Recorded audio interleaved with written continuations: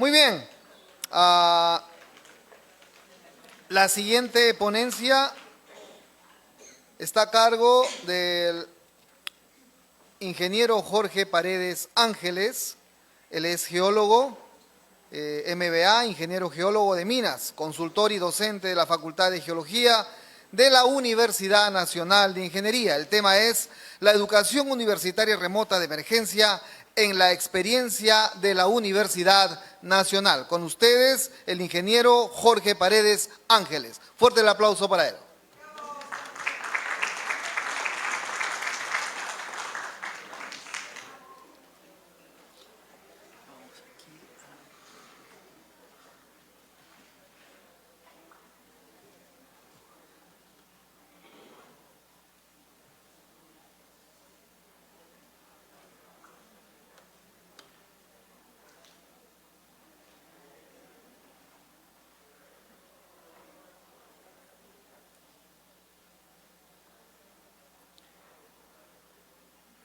Queridos compañeros, voy a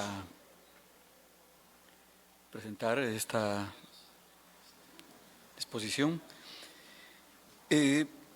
¿Cómo es la visión que tienen los estudiantes de la Facultad de Minas de la Universidad Nacional de Ingeniería?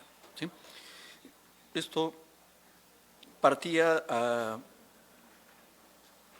iniciativa de algunos amigos, de algunos conocidos que me dijeron, habla de lo que haces, habla de lo que podrías compartir respecto a tu actividad como docente y cómo lo han vivido tus estudiantes durante este periodo particular, ¿no?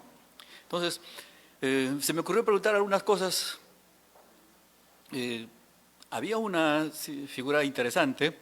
Alguno de mis alumnos en algún momento me comentó, me dijo, ingeniero, ocurre que estamos haciendo clases remotas y alguno de mis profesores se duerme durante la clase, ¿no? Entonces era una cosa bastante extraña, ¿no? Normalmente los estudiantes se nos duermen durante las clases, ¿no?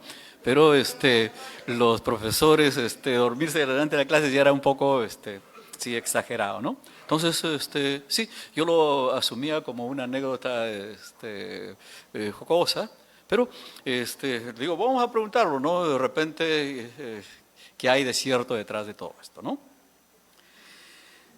Y también veía otro de los chicos que me decía, ingeniero, toca hacer clases, tenemos condiciones particulares en mi casa, pero en medio de la clase viene mi mamá y me dice, Miguel, tienes que ir a comprar. Entonces, y la interrumpían la clase y bueno, era un poco así esto, ¿no? Entonces dice, mi familia no entiende que estoy haciendo clases virtuales, ¿no? No sigo de vacaciones, ¿no? Entonces, sí, vamos a ver cómo tratamos esto, ¿no? Entonces, sí, quería más o menos ubicarnos con esto, porque resulta que a partir de la información que nosotros veníamos recibiendo de finales del año 2019, nos mostraba algunas cosas, ¿no? Pero China ya antes nos había puesto en conocimiento algunas epidemias que no prosperaban, ¿no? Escuchábamos, no sé si recuerdan ustedes, la gripe aviar, la fiebre porcina. Entonces, sí, en diciembre ya teníamos noticia de el SARS-CoV-2, que terminó siendo el COVID-19, ¿no? Y sí, yo dentro de algunos colegas, amigos, conocidos, también pensaba que esto es parte de una situación sí, donde algunas empresas hacen pingües ganancias con la necesidad de salud de algunas poblaciones, ¿no? Entonces, sí, Vamos a ver cómo eso evoluciona. Pero resulta que a finales de marzo, esa epidemia focalizada terminó extendiéndose y se decretó pandemia, ¿no? Aquí en el Perú, por recomendaciones de expertos en salud pública, al igual que en la mayoría de otros gobiernos, se inició un confinamiento, ¿no? Y ese confinamiento cortó todas las actividades que teníamos, pero la idea de confinarnos era evitar que se transmitiera el virus, ¿no? Simple, pero no contábamos con que nuestras economías son diferentes a otras economías en donde se podría implementar estas variantes, pero aquí eso no funcionó. Y ustedes han escuchado ayer la estadística que nos proporcionaban algunos de los conferencistas. Perú terminó siendo el país que tiene el más alto índice de fallecidos por 100.000 habitantes, ¿no? Una cosa penosa, una cosa que debiera ser procesada con mucho detalle por las diferentes entidades del país, ¿no? Los encargados de la salud, los encargados de los gobiernos, porque esto no es una cosa asintomática, es el resultado de muchas políticas que no se hicieron correctamente, no se construyeron en sus momentos de manera adecuada.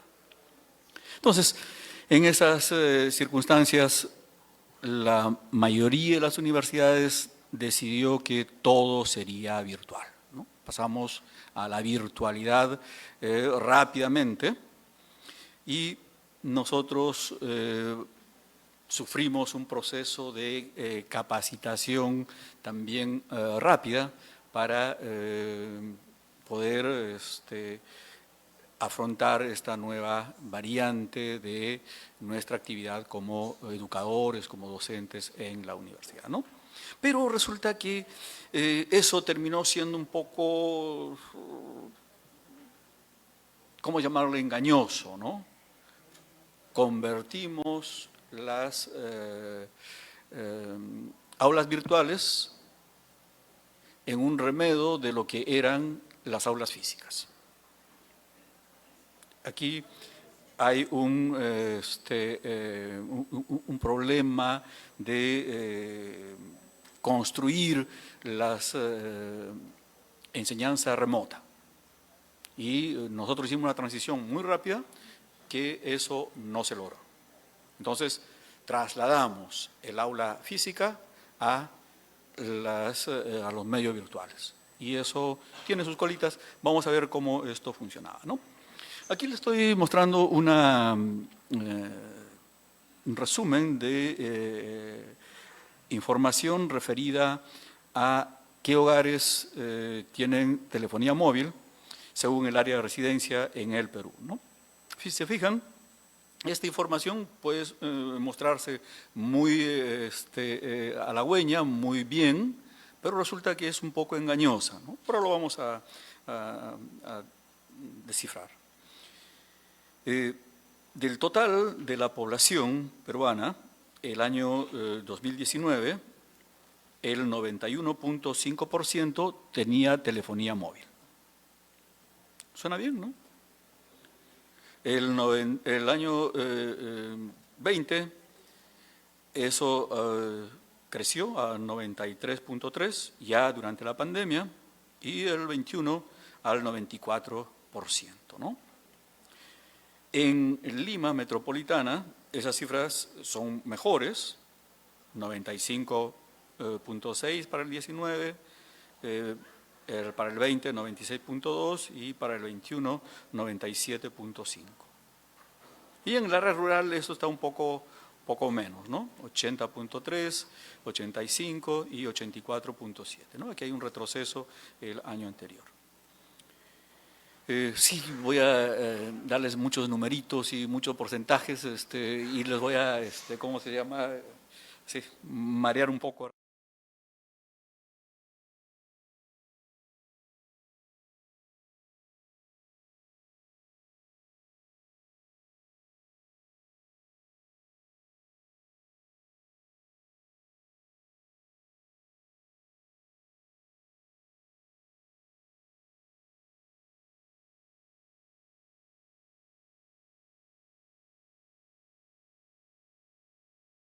la posibilidad de tener computadoras y acceder a Internet. Entonces, aquí vamos a ver que del total nacional, el 2019,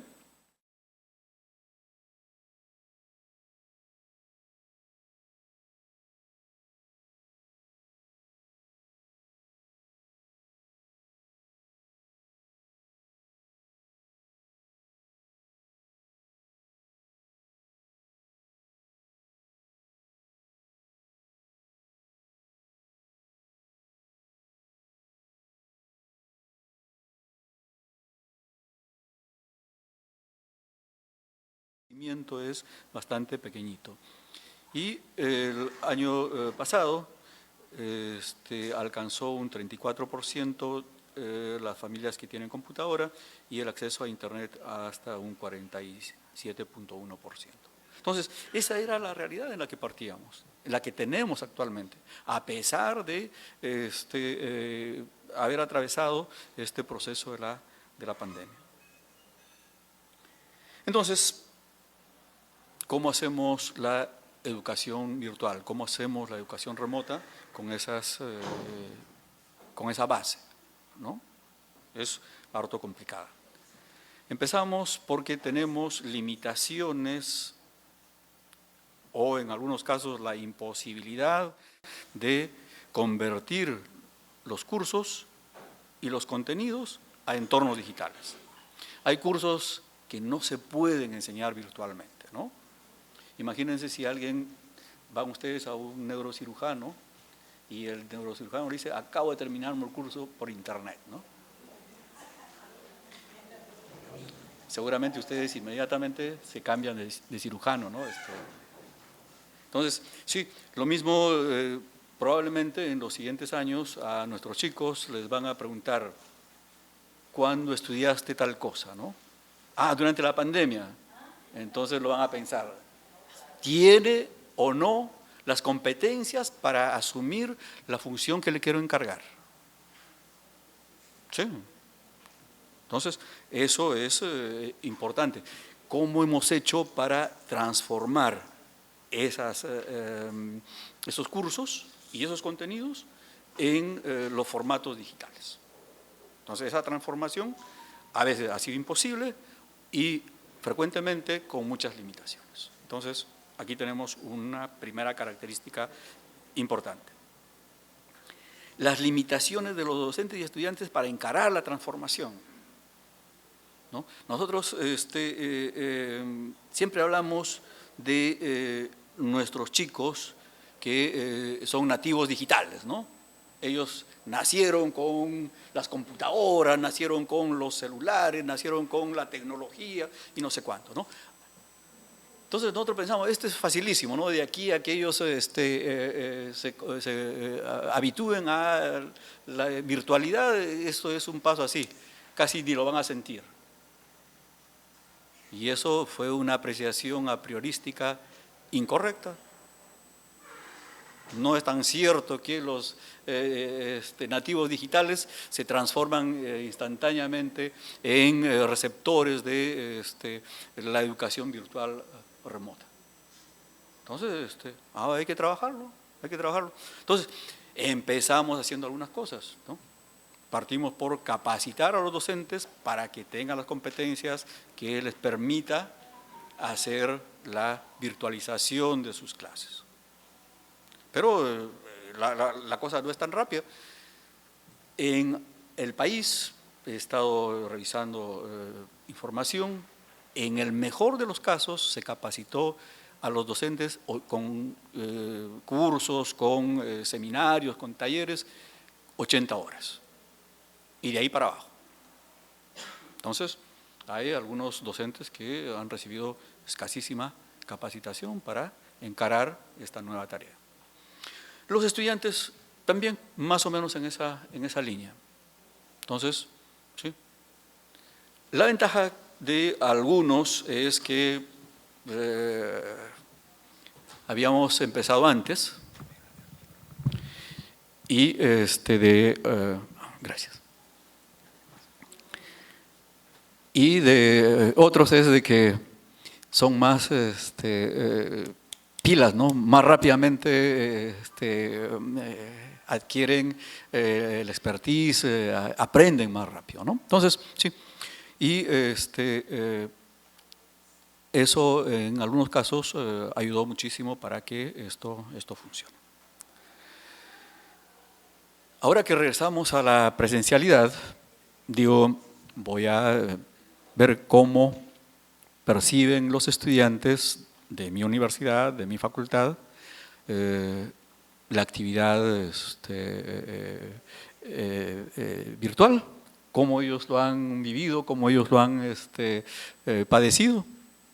Entonces, arrancado el ciclo, que justo hemos empezado hace unas semanas, les hice una encuesta. En esta investigación participaron 192 estudiantes. Nosotros en Minas tenemos pocas mujeres, ¿sí? Entonces, bueno, cuando hablo de Minas, en la UNI tenemos una forma de referirnos a la Facultad de Ingeniería Geológica, Minera y Metalúrgica, ¿no? Que tiene un nombre así extenso, y como somos dados a reducir las cosas, ¿no? Entonces nosotros decimos la Facultad de Minas, así a secas, ¿no? Entonces todos somos mineros, pero en realidad hay geólogos, hay mineros y hay metalurgistas, ¿no? Entonces, sí, de ellos la mayoría somos varones, ¿no? Entonces las mujeres mineras son escasas, sí, es comprensible las particularidades del trabajo, ¿no? Pero sí, tenemos un porcentaje interesante. Del grupo de encuestados, 161 son varones, 31 son mujeres. La edad promedio es de 22.7 años, ¿no? Con una desviación estándar de 3.7. El total de matriculados este semestre en la Facultad de Minas en la UNI es de 861. Por lo tanto, esta muestra alcanza el 22.99, 23% de la población. Entonces, consideramos de que esta es una muestra significativa. El instrumento, la encuesta que le decía, es de 45 enunciados, 38 de ellos son del formato autoinforme y de escala de Likert de 5 puntos. El 1 está muy en desacuerdo, 2 en desacuerdo, 3 neutral, 4 de acuerdo, 5 de muy de acuerdo. Luego tenemos 6 enunciados de respuesta asistida, ¿no? Le damos al encuestado la posibilidad de elegir entre algunas respuestas que están ahí precisadas.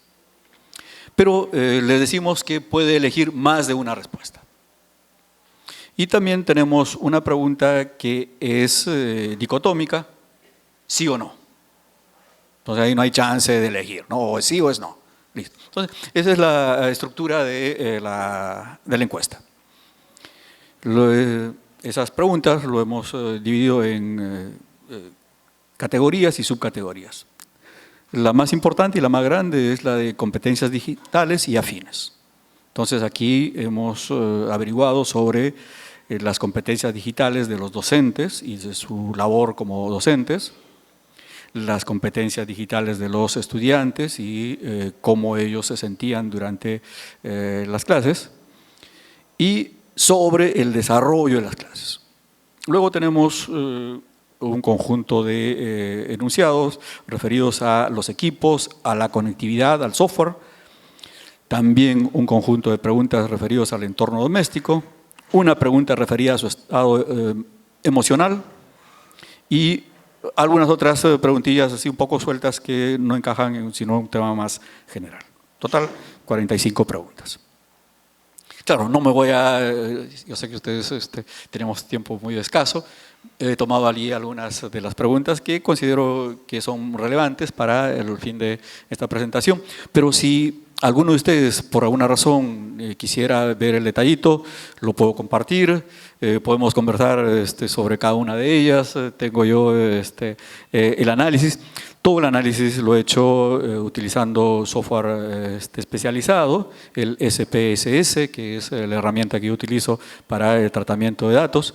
Entonces, sí, pero lo podemos hacer con Excel también, si es que es más fácil, ¿no? Pero aquí vamos a ver los primeros enunciados sobre qué opinan los estudiantes respecto a sus docentes y a su labor como docentes. Entonces tenemos ahí el primer enunciado que dice: los docentes de mi facultad tienen las competencias digitales para desarrollar una enseñanza virtual. Ese era el enunciado. Y el 53.1% de los encuestados tiene una valoración positiva. Está de acuerdo con eso. Dice que sí, que sus docentes tienen competencias para hacer la virtualidad. Entonces, sí, una buena opinión. El 9.4% de ellos está muy de acuerdo con ese enunciado. Y en el otro lado, solamente un 3.1% está muy en desacuerdo. O sea, hay un bolsón ahí de algunos estudiantes que consideran que sus docentes no tienen las competencias para hacer la virtualidad, ¿sí? Pero si nosotros, es una serie de, como ustedes han visto, 45 enunciados, entonces sí, están hechos de tal manera que un enunciado puede interpretarse de una manera, pero otros enunciados van a tratar de desentrañar lo que realmente piensan o lo que realmente evalúan, ¿sí? Entonces, son complementarios, son contradictorios, entonces ahí vamos a ir sacando algunas cosas, ¿no? El diseño del instrumento consideraba eso. En el enunciado 12, los docentes no estaban preparados para conducir la educación virtual. Se notó improvisación. Entonces, ¿ven ustedes aquí? Son enunciados contradictorios, ¿no? La opinión de los chicos es otra vez en la misma línea, ¿sí? Que el anterior, ¿no? O sea, no están de acuerdo con esta propuesta. ¿Ven? Aquí resulta que el 34%, casi el 35% tiene una valoración negativa a esta afirmación. Y el 10% dice que está muy en desacuerdo, o sea, más o menos en la línea de que sí, sus docentes tienen esas competencias para hacer la virtualidad. En el enunciado 23 les proponíamos a los estudiantes lo siguiente: los docentes preparaban sus propios materiales educativos y eran de excelente calidad. Se notaba bastante trabajo y dedicación. Como ven ustedes ahí, los chicos están muy de acuerdo con esta aseveración. Y ciertamente creo que la mayoría de los docentes de la Facultad de Minas hizo eso, ¿sí? Le puso muchas ganas, le puso mucho cariño a su actividad como docente y los chicos lo valoran apropiadamente. Respecto a cómo se perciben ellos, ¿no? Aquí tenemos esta propuesta, el enunciado 2, que dice: yo como estudiante considero que tengo las competencias digitales para desarrollar un proceso de enseñanza-aprendizaje virtual. Y claro, sí, nos queremos mucho los estudiantes de la UNI también, ¿no? El resultado es muy cerca del 70% que tiene una valoración positiva a esto. Sí, nosotros somos lo bueno, ¿no? Pero eso está bien, ¿no? Esa actitud que tienen los muchachos me parece valiosísima.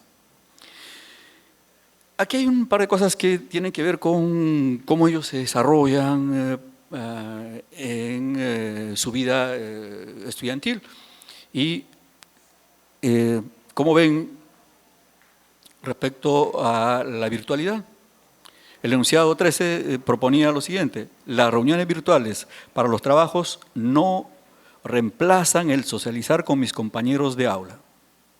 O sea, esas reuniones que a veces nosotros nos hemos hecho, ¿no? Hemos compartido un vinito, y el uno detrás de la pantalla o detrás del teléfono, ¿no?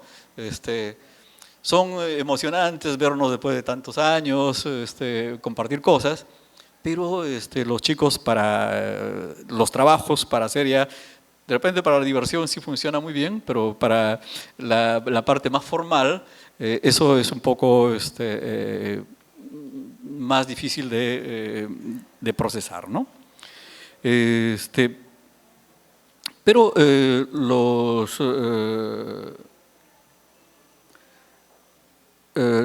los chicos están más convencidos de que necesitan reunirse presencialmente, compartir espacios, mirarse, discutir las cosas físicamente, ¿sí? Y creo que eso es algo que ya lo habíamos venido conversando, lo habíamos venido discutiendo en medios académicos con anterioridad, ¿no? Particularmente yo recuerdo haber escuchado a la ministra de Educación de España cuando ella decía: señores, no hay manera de reemplazar la presencialidad, ¿sí? Entonces hay que mirar a los chicos cómo lo vamos a reacomodar en este retorno progresivo que estamos teniendo a la presencialidad. Respecto al desarrollo de clases, también tienen ahí opiniones interesantes, ¿no? Ellos veían que las clases virtuales no eran muy dinámicas,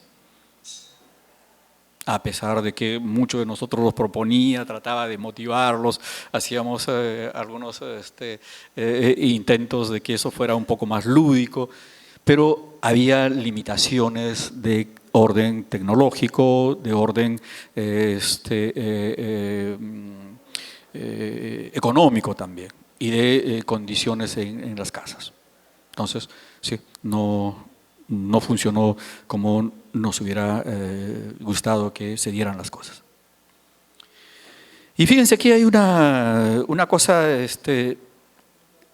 particular que creo que necesitamos enfocarlo también, ¿no? Dice: a veces me conectaba y dejaba el equipo prendido mientras hacía otra cosa, ¿sí? Muchos de los estudiantes hacían eso, ¿sí?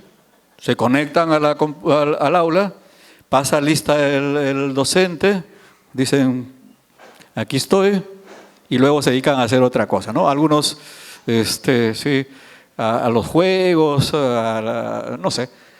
O de repente se daba también una figura un poco perversa, ¿no? En la universidad se puede matricular uno en diferentes cursos, y esos cursos a veces tienen los mismos horarios, y los muchachos asistían a 2 cursos simultáneamente. Entonces, eran ubicuos, ¿no? Esta posibilidad nos lo da Internet, nos lo da, y eso, claro, de repente les ayuda en la línea de… Recuerden, aquí tenemos una cosa un poco encontrada, ¿no? Los docentes queremos que los estudiantes aprendan. Los estudiantes lo que quieren es obtener un cartón, un título, un grado. Entonces, si ellos lo pueden hacer esto en 3 años, en 3 años y medio, lo van a intentar. Es cuestión de darles chance. Entonces, sí. Y como ven ustedes, las respuestas a esto son altísimas, ¿no? O sea, los chicos de alguna manera se habían convertido en sí, tenían el don de la ubicuidad. Respecto a la conectividad, ¿no? A los equipos. Al comienzo esto me pareció un poco complicado, porque me conectaba con los estudiantes, les proponía hacer alguna actividad y veía que de la pantalla se me desconectaban, y volvían a tomar la conexión. Era una cosa complicada, entran, salen, pierden la conexión. Pero la evaluación de ellos es de que sí, la mayoría, un 60%, tiene una buena conectividad y que tienen un buen proveedor de servicios de Internet. Es su valoración. En realidad yo no estoy muy convencido de eso. Yo pago a Telefónica, y Telefónica aquí en el Perú se llama Movistar. Sí, dan un servicio lastimoso, pero cobran exorbitantemente. Pero en fin, los muchachos creen que les funciona y funciona bien. De otro lado, las herramientas digitales que propone la facultad, que eran la suite de Google de educativa, y Zoom y Moodle, son suficientes, sirven para los fines de la educación remota. No sé, en otras propuestas, en otras universidades, tienen otras herramientas, otras plataformas, que creo que sí, al final, todas en su conjunto hacen más o menos lo mismo y nos dan bastantes semejanzas en la forma como encaramos nuestra actividad como educadores. Esto de aquí que veíamos, ¿no? Tengo o no el ambiente adecuado para desarrollar las actividades académicas. En el caso de los estudiantes de la Facultad de Minas, cerca del 60% sí tiene esas condiciones, pero recuerden, habían ahí algunos chiquitos que me decían que sus padres los mandaban a hacer algunas otras cosas mientras asistían a clase, ¿no? Sí, eso es cierto, sí, los chicos hacen funciones, ¿no? Toca limpiar la casa, toca pasear el perro, no sé, o hacer las compras, entonces sí, abandonan la clase mientras tanto. El enunciado 37 dice: considero que aprendo más cuando puedo discutir los temas directa y personalmente con mis compañeros y profesores. Esto otra vez nos vuelve a lo que veíamos antes, ¿no? La presencialidad es fundamental, ellos la valoran, la entienden y están interesados en retomar la presencialidad. Estamos trabajando en eso. En la universidad este semestre pocas materias se están llevando virtualmente. Ya por decir el 90% de las materias se hace presencialmente. Y además nosotros pues somos mineros, ¿no? Y nos toca trabajar con rocas, con minerales, con mapas, con maquetas. Somos ingenieros, entonces esta parte de repente algunos tópicos teóricos donde se discute algo muy inmaterial se podría hacer utilizando procesos virtuales, ¿no? Pero el resto toca hacerlo presencialmente. Nosotros tenemos contacto con materiales geológicos y no nos quedan muchas opciones. Respecto a su salud y estado emocional, esto de aquí es un enunciado que tenía muchas respuestas, ¿no? Como ustedes pueden ver ahí, ¿no? Cómo se sentía: agotado, no saludable, con dolor de cabeza, tímido, nervioso, de mal humor, con miedo, frustrado, calmado, seguro, alegre, ¿no? Y claro, evaluar esto fue un poco complicado porque se imaginan la combinatoria de esto, ¿no? Entonces, ¿cómo hago para...? Felizmente, sí, hay herramientas que nos ayudan y podemos trabajarlo.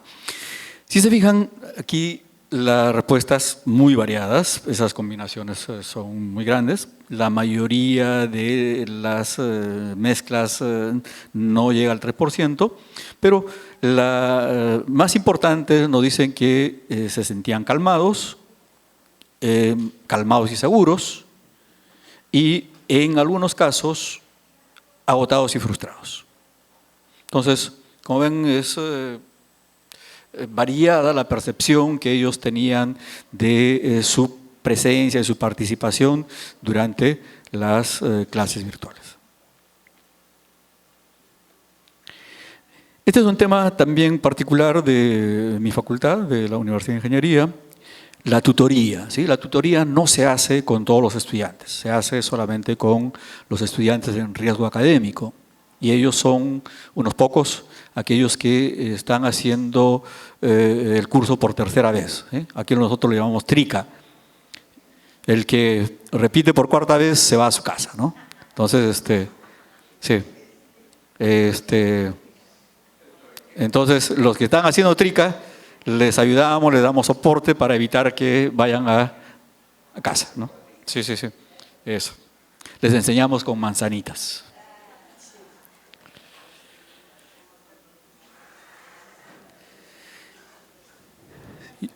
En realidad esto es tema para rato. Ustedes,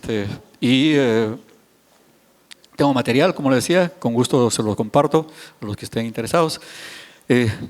Pero me ha permitido llegar a algunas conclusiones que quiero compartir con ustedes.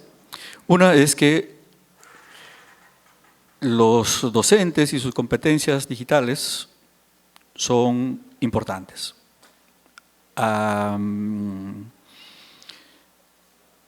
En la opinión de los estudiantes, lo que hacen sus docentes y lo que hacen en sus clases tiene una valoración intermedia y un grupo importante que sumado nos da casi el 84%,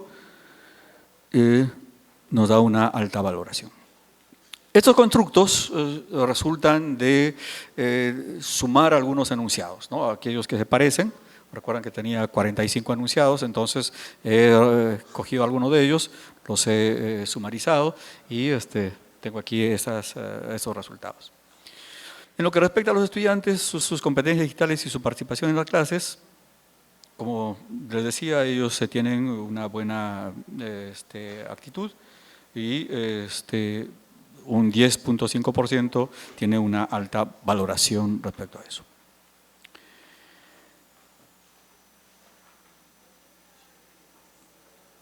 Esto de aquí era lo que les comentaba, ¿no?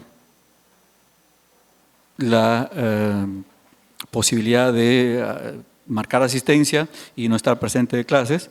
Ellos la consideran como una cosa importante dentro de sus posibilidades que tienen al asistir a clases virtuales.